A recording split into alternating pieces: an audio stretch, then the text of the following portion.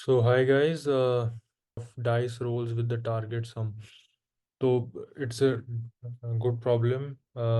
So क्या कहते हैं इस प्रॉब्लम में, लेट्स सी कि आपके पास क्या होगा, एन डाइस होंगे और आपके पास उस डाइस के फेस होंगे, और जिसमें जो केस फेस के नंबर है वो 1 से K तक वेरी करेगा। और आपको क्या करना है, उन एन डाइस को फेंकना है एन बार सच दैट जो टारगेट आपको जो उन हर एक फेस पे, सपोज आपके पास एक एक ही डाइस था। अब एक डाइस के आपको कितने फेस दिए गए, 6 फेस। एक डाइस के आपको 6 फेस दिए गए। उस 6 फेस आपको ये बताना है कि ऐसे कितने वेज हैं कि मैं एक डाइस रोल करूं और जो उसके फेस, जो उसके टॉप पे, जो मतलब डाइस ऊपर गिरता है, जो उसके टॉप का पोजीशन है उस पे जो सम आए वो 3 आए, तो उस वैसा एक ही पॉसिबल रिजल्टेंट आंसर है। क्योंकि हम डाइस रोल करेंगे तो अगर उसके ऊपर 3 आएगा तभी उसका सम 3 हो सकता है, तो एक ही वेज आया। अब सपोज करो आपके पास 2 डाइस थे। अब 2 डाइस थे तो इसका मतलब क्या हुआ, अब आपको सम, अब आप हर एक डाइस का नंबर ऑफ फेसेस है 6। अब आपको लाना है टारगेट 7। मतलब दोनों डाइस में फेंकूं तो ऐसा क्या क्या आए दोनों डाइस पे कि जो दोनों डाइस का प्लस करें वो 7 आए। तो या तो हो सकता है पहले डाइस पे मेरा 1 आए और दूसरे पे 6, तो 7 बन जाएगा। पहले पे मेरा 2 आए और दूसरे पे 5, तो मेरा 7 बन जाएगा। पहले पे मेरा 3 आए दूसरे पे 4, तो मेरा 7 बन जाएगा। पहले पे मेरा 4 आए दूसरे पे 3, तो मेरा 7 बन जाएगा। पहले पे मेरा 5 आए दूसरे पे 2 आए तो मेरा 7 बन जाएगा, या 6 आए पहले पे और दूसरे पे 1 आए तो मेरा 7 बन जाएगा।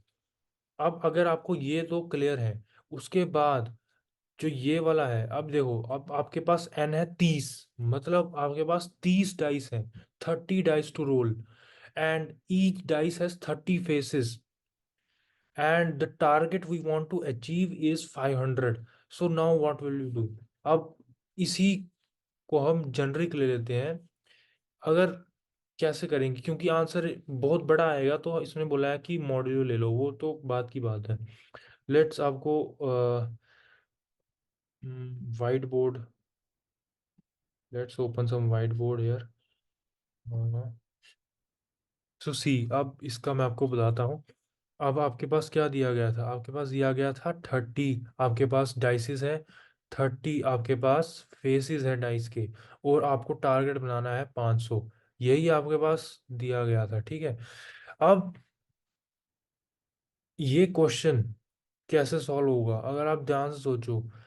आपको क्या करना पड़ेगा, अगर जैसे पहले मेरे पास क्या था, मेरे पास था, सपोज मेरे पास 2 डाइस थे, मेरे पास 6 फेस थे, और मेरे पास सम बनाना था 7। तो मैंने क्या किया, एक डाइस यहाँ से ले लूँ और एक 6, तो एक पे एक आ जाए दूसरे पे 6 आ जाए। तो मैं क्या कर रहा हूँ, सपोज मैं एक लूप लगा रहा हूँ कि ये पहले पे 1 आए दूसरे पे 6 आए।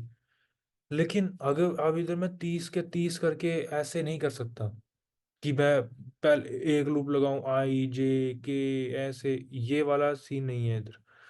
तो इस क्वेश्चन को करने के लिए हमें डायनेमिक प्रोग्रामिंग की हेल्प लेनी पड़ेगी, डीपी। डीपी का सवाल है ये, इसको डायनेमिक प्रोग्रामिंग से सॉल्व करेंगे। अब कैसे करेंगे वो, ऐसे कि सपोज आपके पास 30 N दिए गए, ठीक है। अब एक बात याद रखना, हर एक टर्न में आप क्या करोगे, आप ये सोचोगे कि एक डाइस मैंने यूज कर लिया अगर, तो आपके पास कितने डाइस बचे, 29, ठीक है। 29 डाइस बच गए। अब उस डाइस पे भी जो 29 बचे, फेस तो कम नहीं होगा। फेस जो 30 के 30 फेस थे वो तो उतने ही रहेंगे ना। फेस जो डाइस पे थे वो उतने ही रहेंगे। लेकिन सपोज आपने एक डाइस लिया, अब टारगेट था 500। उस एक डाइस पे आपने क्या किया, आपने 30 फेस थे, मतलब 1 से 30 आप ले सकते थे, एक डाइस पे आए। आपने उसमें लिया 1 आया, पहले डाइस पे 1 आया, तो अब टारगेट कितना बच गया, 499। 499 समझ में आ रहा है आपको। 499 बच गया। अब सपोज मैं क्या करता, मैं करता कि नहीं, मैं पहले डाइस पे वन नहीं लूंगा, मैं लूंगा पहले डाइस पे, पहले डाइस पे मैं लूंगा, फेस देखो सेम रहेंगे, जितने मर्जी डाइस ले लो, लेकिन एक डाइस तो कम हो गया, पहले डाइस पे मैं लूंगा टू। तो अगर आपने टू लिया तो इधर क्या बचेगा, 498 अब बनाना है आपको। ठीक है, वैसे ही अब ये सिलसिला, तो आप बोलोगे थ्री लूंगा तो कुछ आएगा। ठीक है, वैसे ही ये सिलसिला 30 तक चलेगा, 30 30। तो अगर आप पहले डाइस पे लोगे 30 आया, क्योंकि आपके पास 30 फेसेस है ना, तो आप बोलोगे पहले डाइस पे 30 आया, तो अब बचेगा क्या। अगर 500 में से मैं 30 निकाल दूं तो ये बचेगा, मैं लास्ट बीच वाले नहीं लिख रहा हूँ, लास्ट वाले लिख रहा हूँ सिर्फ। 29, 30 और 470, यही बचेगा ना, ये आएगा आपका, ऐसी चीज। अब देखो, अब क्योंकि आपने रिकर्जन लगाया है, अब ये अपना सब प्रॉब्लम सॉल्व करेगा, ये अपना सब प्रॉब्लम सॉल्व करेगा, जो आपने बीच में लिए वो अपने सब प्रॉब्लम सॉल्व करेंगे, और ये अपना सब प्रॉब्लम सॉल्व करेगा। सब प्रॉब्लम सॉल्व करके आपको एक आंसर रिटर्न किया जाएगा, जो टॉप टॉप ऊपर ऊपर करके आंसर यहाँ पे आएगा, और यहाँ से आंसर आपका रिटर्न होगा। अब ऐसे ये देखते हैं, अब यहाँ पे क्या बोल रहा है, यहाँ पे बोल रहा है मेरे पास 29 डाइस है, टारगेट 499 बनाना है। अब आप बोलोगे ठीक है, एक और डाइस ले लो, 28 माइनस कर दो। एक ही डाइस माइनस कर सकते हैं ना एक टाइम पे, 30 तो सेम रहेगा। अब आपने बोला इसको कि भाई मैं इससे एक काटूंगा, मैं एक लूंगा, तो 498 बचा। अब आप बोलते नहीं, मुझे एक नहीं लेना, मुझे दो लेने हैं इसी से, तो अब इधर क्या बचेगा, 497 बचेगा। अब बोलोगे तीन लूंगा तो 496 बचेगा, तो ऐसे करके 30 तक माइनस, अब फिर ये अपना सब प्रॉब्लम सॉल्व करेंगे। तो ये सब प्रॉब्लम कब तक चलेगा, ये आपको एक, मतलब एक आंसर कब मिलेगा, वन। प्लस वन कब करोगे, नंबर ऑफ वेज निकालने हैं ना, कि आप टारगेट पे हिट कर सको। तो एक वे कब मिलेगा इसका, जब आपका एन वी जीरो हो जाए, आपने सारे डाइस यूज कर लिए, और आपका टारगेट भी जीरो हो जाए, इस पे ही मिलेगा ना आपको। टारगेट भी अगर जीरो हो गया और एन भी अगर जीरो हो गया, आपका मतलब आपने सारे डाइस यूज कर लिए और टारगेट भी जीरो कर दिया, तो आपका एक वे मिला आपको, एक वे। तो जो आपने ways, number of ways variable declare करोगे, उसको वेज प्लस वन करना, प्लस वन, प्लस वन। अगर कंडीशन, अब रिकर्जन में कंडीशन आती है, तो ये एक कंडीशन हो गई कि एन जीरो या टारगेट जीरो हो गया। अब एक और कंडीशन आएगी, माइनस माइनस करते रहोगे, ये माइनस यहाँ पे, कोई कभी ऐसा आएगा कि टारगेट जीरो से कम हो जाए, लेकिन एन ना कम हो, आपके डाइस सारे यूज ना होए, तो उस केस में जीरो, कोई वे नहीं हो सकता, आप ऐसे बना दो, है ना। तो ये दो कंडीशन आपकी आएगी, ये होगी स्टॉपिंग कंडीशन रिकर्जन की। बाकी ऐसे ऐसे आपको करना पड़ेगा। अब इसको कोड में कैसे करेंगे, ये मैं आपको बताता हूँ, थ्रू कोड।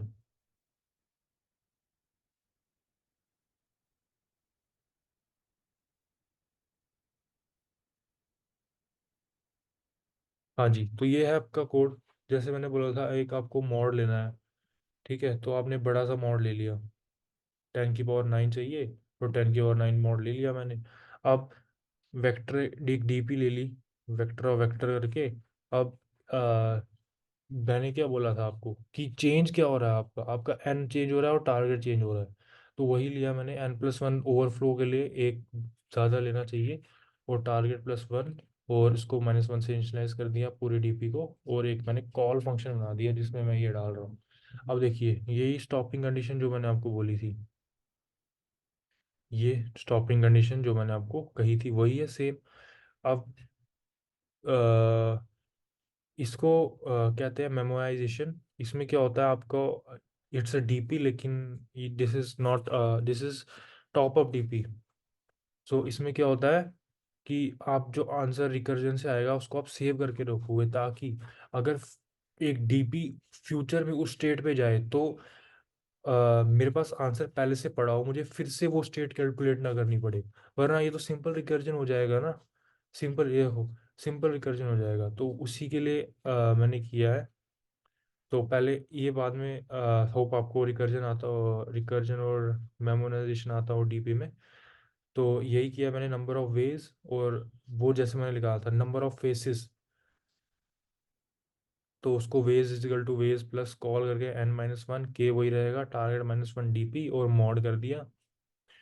तो दिस इज के टाइम्स, जैसे मैंने आपको समझाया था, के बार माइनस करोगे ना, पहले एक बार माइनस करोगे, अब ये 30 दिया होगा तो फिर लास्ट में -30 होगा, तो वैसे वेज लिख लेंगे, लास्ट में वेज रिटर्न कर दो। तो ये एक सिंपल सा कोड है, जिसको अब अगर आपको मेमोराइजेशन ना आती हो तो आ, आप वो सीख सकते हो। तो अगर आपको आती है मेमोराइजेशन तो this is very easy for you. तो होप आपको ये सोल्यूशन समझ में आया होगा। इतना थोड़ा बस आपको ये है वही नॉर्मलाइज डीपी, बस थोड़ा आपको इमेजिन करना था कि ये सोल्यूशन कैसे होगा। सो आई थिंक आपको आया, अगर समझ में आया है कैसे। सो अगर आपको मेमोराइजेशन या ये चीज़ें नहीं आई थी तो आप मेरे को कमेंट्स में बता सकते हो, मैं एक सेपरेट वीडियो बना सकता हूँ क्या होता है डीपी के ऊपर एक specific. So thank you for watching this, and for more videos you can subscribe to my channel. Thank you.